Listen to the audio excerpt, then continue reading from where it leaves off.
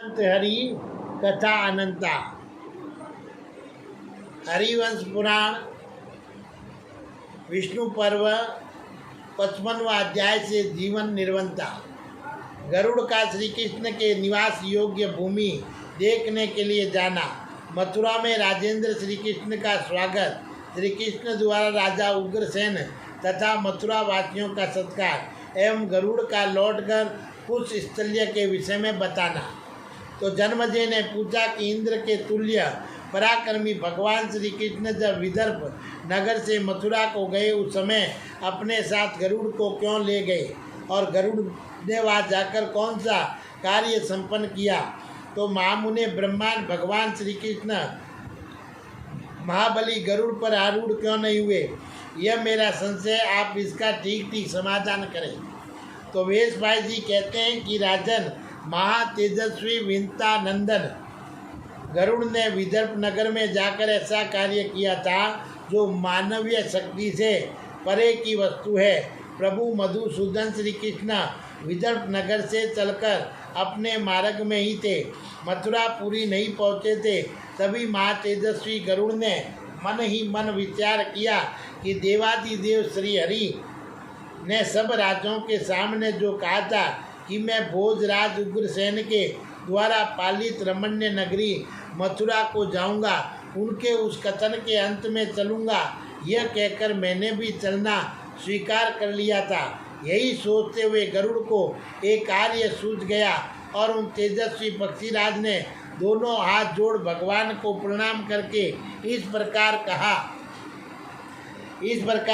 गरुड़ बोले, देव, मैं राजा रेवंत की कुछ स्थली नगरी को जाऊंगा और वहाँ रमण्य रेवत गिरी है, जहाँ नंदन के समान मनोवर वन है और रुक्मी ने पर्वत और समुद्र तट का आज से लेकर बसी हुई इस रमण्य नगरी को उजाड़ दिया है। वहाँ हरे भरे वृक्ष, गुलम और लताएं फैली हुई है, फूलों के पराग उसकी शोभा बढ़ाते हैं। वहाँ हाथी और सरप भरे हुए हैं, रीछ तथा वानर उसका सेवन करते हैं।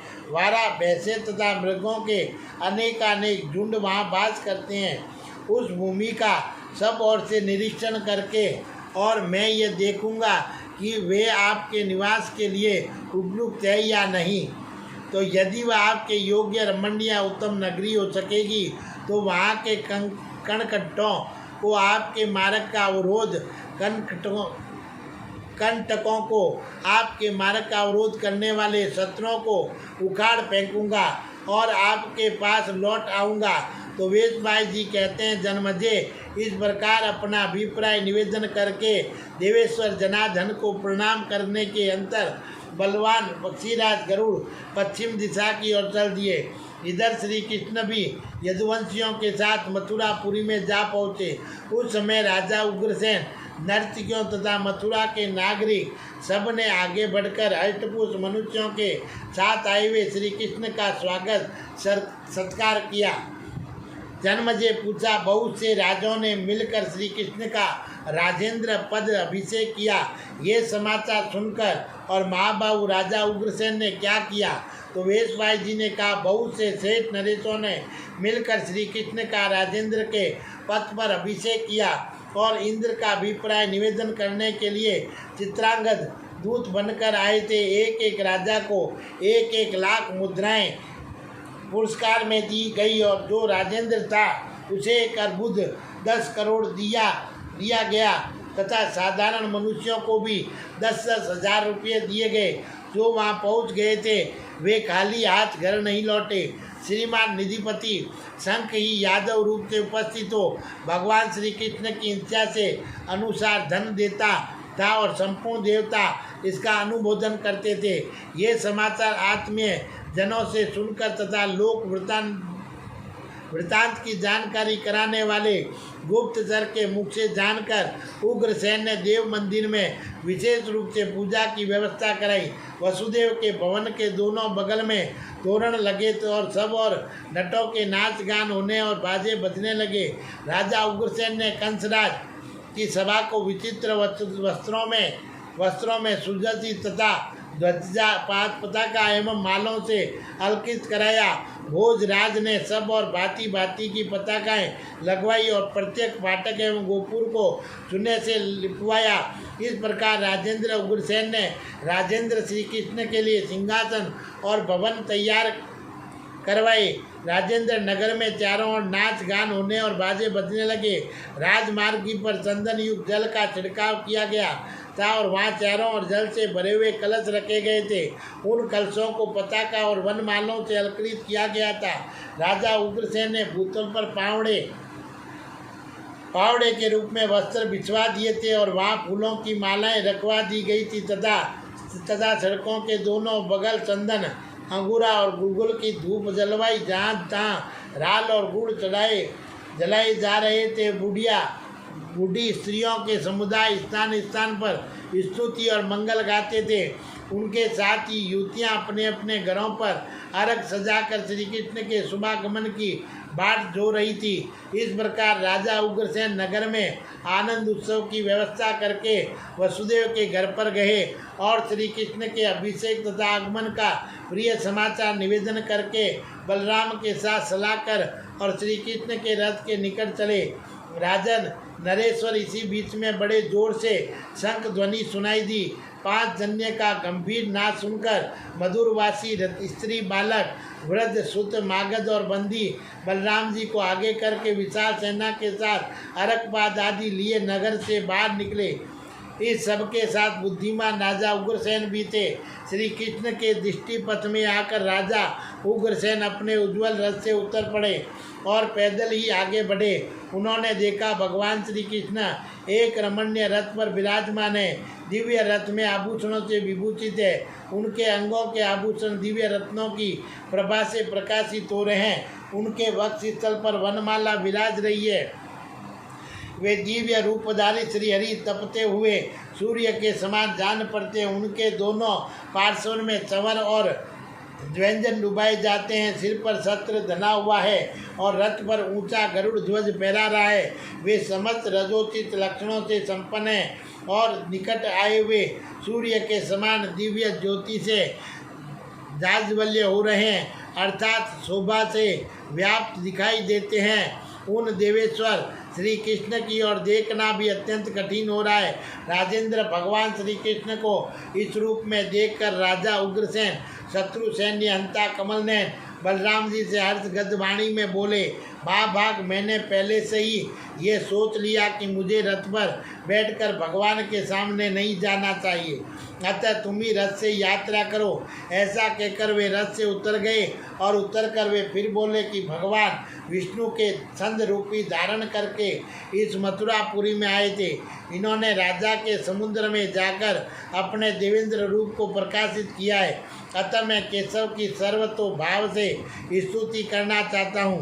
तब श्री कृष्ण के बड़े भाई महातेजस्वी बलराम ने राजा उग्रसेन को इस प्रकार उत्तर दिया, नरेश्वर आए यहाँ आते हुए देव प्रवर श्री कृष्ण की स्तुति करना आपके लिए उचित नहीं है। राजन, आप पर तो श्री कृष्ण बिना स्तुति के ही संतुष्ट है। जब वे संतुष्ट है तो उनकी स्तुति से आपको क्या लेना है? आपके दर्शन मात्र से ही उनकी स्तुति हो गई।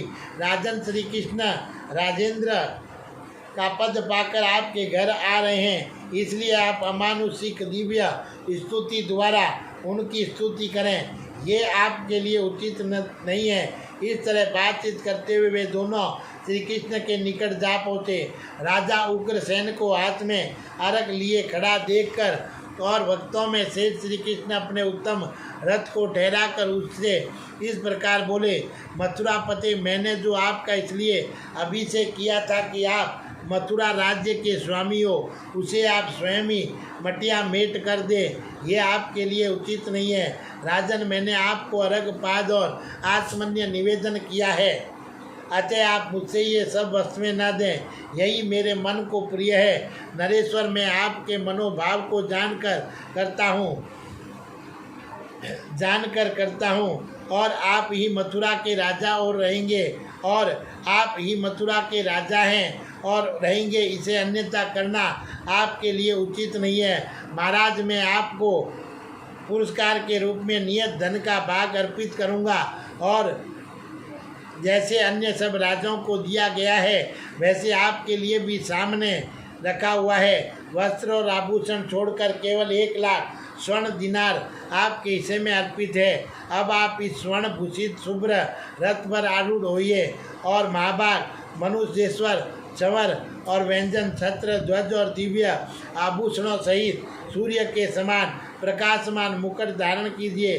साथ इस पुरी का पालन करते रहिए। आप पुत्रों और पौत्रों के साथ आनंदित रहकर मथुरापुरी पालन कीजिए। शत्रु गणों को पराजित करके भोजवंश को बढ़ाइए। वज्रधारी इंद्र ने सूरसेन के कुल में उत्पन्न हुए देवताओं के भी देवता सबके आदि कारण से स्वरूप बलराम जी के लिए दिव्य वस्त्र और आभूषण भेजा है। मथुरा के सभी नागरिकों के लिए पृथक पृथक 10-10 दिनार सुवर्णों के भाग नियत किए गए हैं। सुत मागध और बंदी जनों में से एक एक को 1,000 दिनार प्राप्त होंगे। मंगल गाने वाली बूढ़ी स्त्रियां तथा नर्तकियों को 100-100 दिनार दिए जाएंगे।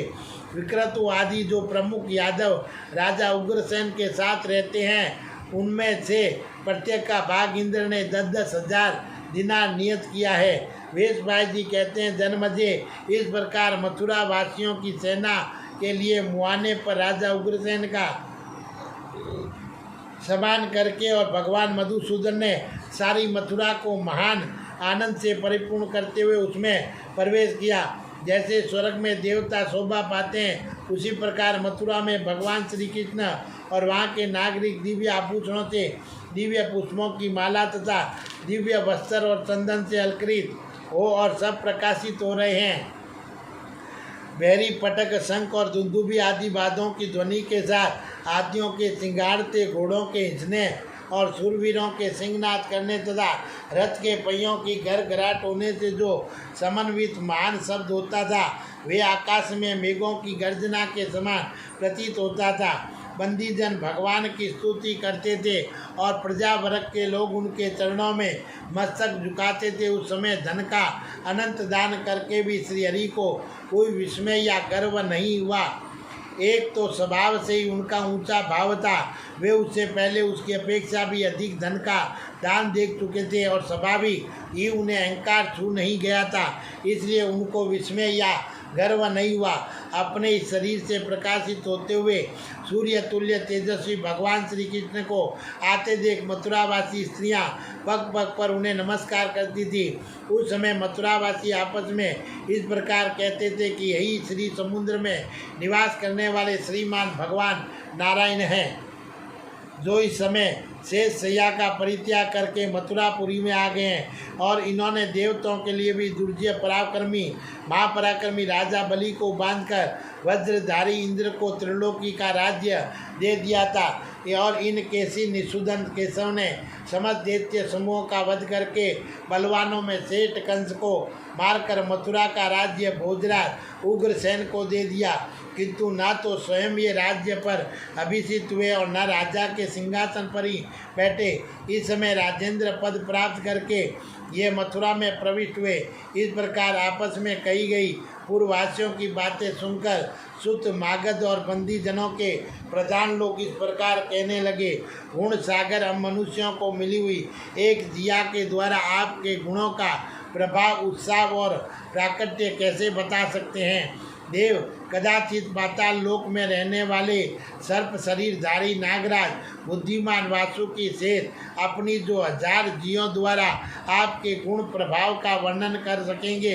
इस भूतल पर या जगत में नरेशों के लिए कभी इंद्रलोक से सिंहासन पर आया हो, ये अद्भुत बात न कभी हुई थी और न भविष्य में कभी होने वाली है, किंतु आपने इस असंभव को भी संभव कर दिखाया।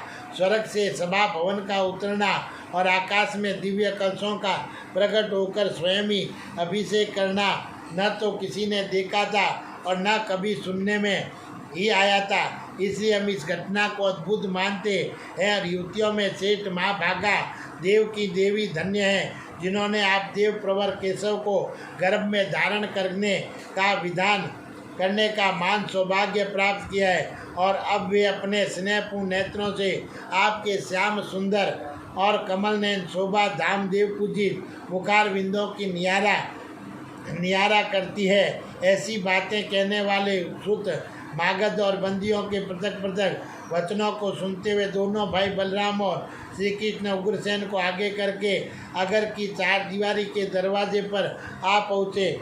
और उस समय बुद्धिमान राजा उग्रसेन ने भगवान श्री कृष्ण के रथ के आगे खड़ा होकर कहा, पहाद लाओ। और प्रिय स्वयं ही पहादा अर्घम आचमनम देकर और उनका पूजन किया। तत्पश्चात श्री कृष्ण को जिस सिर से प्रणाम करके वे पराक्रमी राजा उग्रसेन हाथी पर चढ़ गए और जैसे मेघ पानी की धारा गिराता है उसी प्रकार वे स्वर्ण में जल की वर्षा करने लगे। उस वर्षा के साथ ही श्री कृष्ण अपने पिता के घर जा पहुँचे। वहाँ श्रीमान मथुरा नरेश उग्रसेन ने मधुसूदन श्री कृष्ण से कहा, प्रभु आपने राजेंद्र का पद प्राप्त किया है, अतः आपके लिए उचित है कि आप देवराज इंद्र के लिए यही उचित है, देवराज इंद्र के दिए हुए सिंहासन को इस राजमहल में स्थापित करें। भगवान आप ही मथुरा के स्वामी हैं, आपने यहाँ की राजसभा को अपनी भुजाओं के बल से प्राप्त किया है और मैं आपको उस सभा में ले चलूँगा एवं अपने व्यवहारों से आपको प्रसन्न रखने की चेष्टा करूँगा। आप मुझ पर क्रोध न करें। प्रजानाथ देव की वसुदेव ने रोहिणी और ये हर्ष के उदंग मोहित हो गए थे। उस समय कुछ भी न कर सके।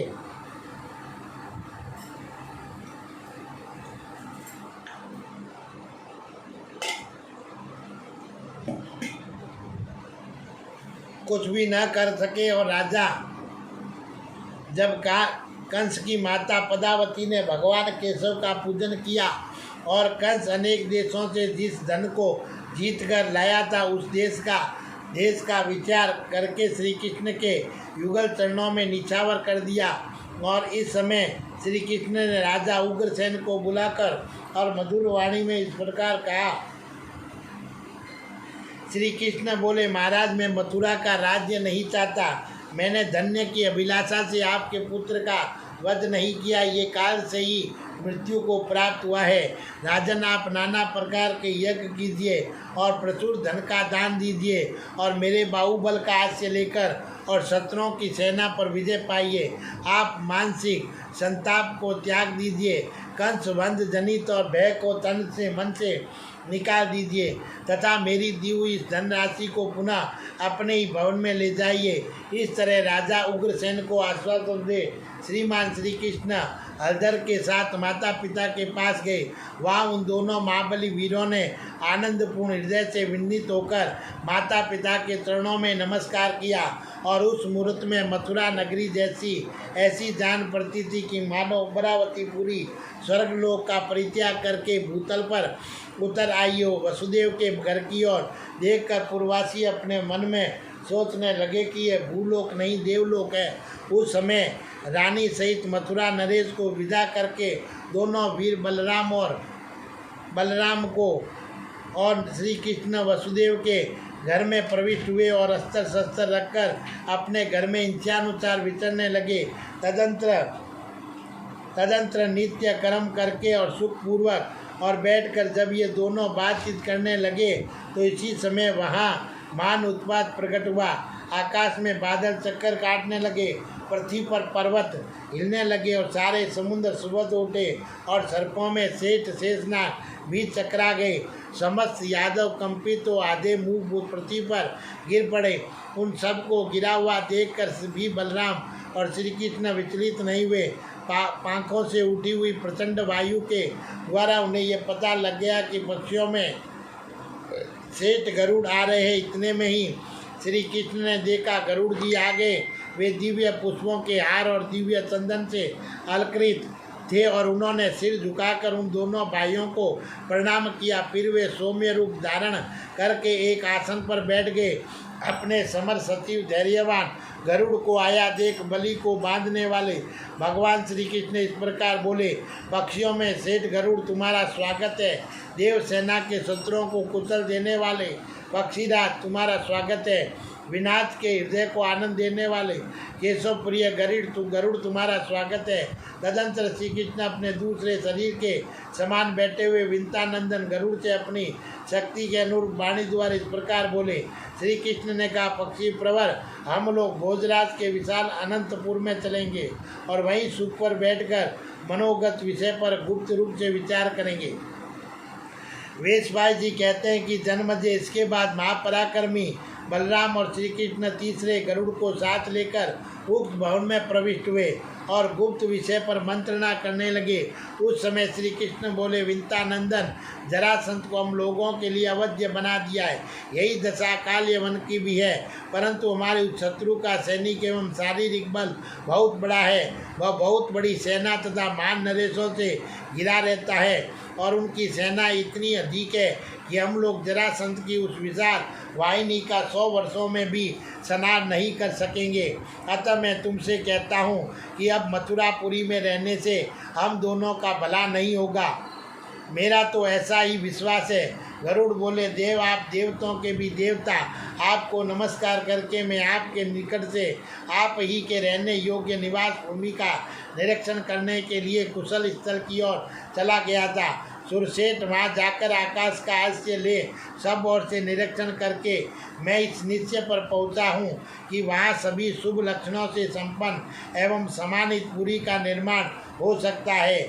उस स्थल के बहुत से प्रदेश सागर के समीप होने से जलप्रायी है। वहाँ की भूमि पूर्व और उत्तर की ओर से कुछ ढालू और शीतल है। वह सब ओर से समुद्र के बीच में है। इस कारण वहाँ बसी हुई पुरी का भेदन करना देवताओं के लिए ही असंभव होगा। वहाँ जो पुरी बनेगी वह सब प्रकार के रत्नों की खान होगी। वहाँ के वृक्ष संपूर्ण मनोवांछित कामनाओं को फल के रूप में प्रदान करने वाले होंगे। सभी सत्रों में खिलने वाले फूल उस पुरी की शोभा बढ़ाएंगे। वह सब ओर से अत्यंत मनोहर होगी। वहाँ सभी आश्रमों के लोग निवास करेंगे। वह पूरी समस्त कमनीय गुणों से अलकृत होगी। असंख्य नर नारियों से भरी रहकर सदा ही आमोद प्रमोद को बढ़ाने वाली होगी। वह नगरी परकोटे और खाइयों, गोपुरों और अट्टालिकाओं की पंक्तियों से सुशोभित होगी। इसकी सड़कें और चौराहे अद्भुत शोभा से संपन्न होंगे। उस पुरी के द्वार एवं फाटक बहुत बड़े बड़े होंगे। विचित्र विचित्र यंत्रों और अगलों से वह संपन्न होगी। सोने की 4 दीवारी उसकी शोभा बढ़ाएगी। हाथी, घोड़े, मनुष्य और रथों की सेना से वह पूरी व्याप्त रहेगी। विभिन्न दिशाओं और देशों के लोगों तथा वहाँ उत्पन्न हुए पदार्थों से वह भरी होगी और दिव्य पुष्प और फल देने वाले देववृक्ष उसकी शोभा बढ़ाएंगे। वह नगरी ध्वजा पताकों की पंक्तियों से अलकृत तथा बड़े बड़े भवनों से सुशोभित होगी। शत्रु समूहों का भय और मित्रों का हर्ष बढ़ाती रहेगी। देव अब तक नरेंद्र के जितने अधिवास है उन सब पर पूरी विशिष्ट होगी। देवताओं का निवास स्थान जो गिरी सेठ रेवंत के उसको और वहाँ के नंद वन सदस्य दिव्य वन को अपने नगर द्वार का भूषण बनाएगी। सुरसेठ वहीं चलकर और आप निवास कीजिए और ये वहाँ कुमारियों का अत्यंत मनोहर ढंग से घूमना फिरना हो सकेगा। उस पुरी का नाम होगा द्वारवती या द्वारका, जो तीनों लोकों में प्रसिद्ध होगी। वह पूरी इंद्र की अमरावती के समान परम रमणीय होगी। यदि महासागर जल से ढकी हुई भूमि का कुछ भाग दे देगा तो वहाँ उपयुक्त गुणों से संपन्न पुरी का निर्माण हो सकेगा। साक्षात विश्वकर्मा पधार कर वहाँ आपकी इच्छा के अनुसार नाना प्रकार के शिल्प कर्म करेंगे। प्रभु, आप मणि, मोती, मूंगा, हीरा, वैदर्य तथा दिव्य भावों से युक्त त्रिलोकी के अन्याय ने दिव्य रत्नों पर द्वारा वैसे महल बनवाइए जो स्वर्ग लोक की देव सभाओं के समान शोभा पा रहे हो और उनमें सैकड़ों दिव्य खंभे लगे हो। वे महल सोने की ईंटों से बनी हो और उन्हें सब प्रकार के रत्नों से विभूषित किया गया हो। वे शुभ प्रसाद दिव्य ध्वजा और पताकों से अलकृत हो और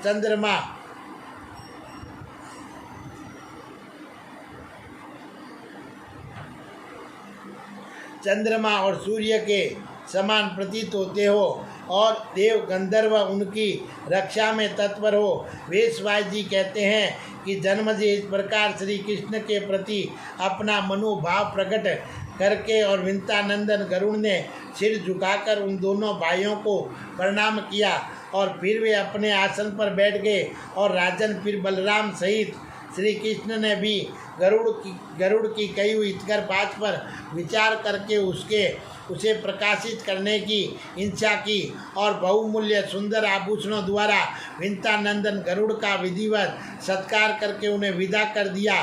तत्पश्चात देवलोक में विहार करने वाले दो अमरों की भांति वे दोनों भाई मथुरा में सुख और आनंद के साथ रहने लगे।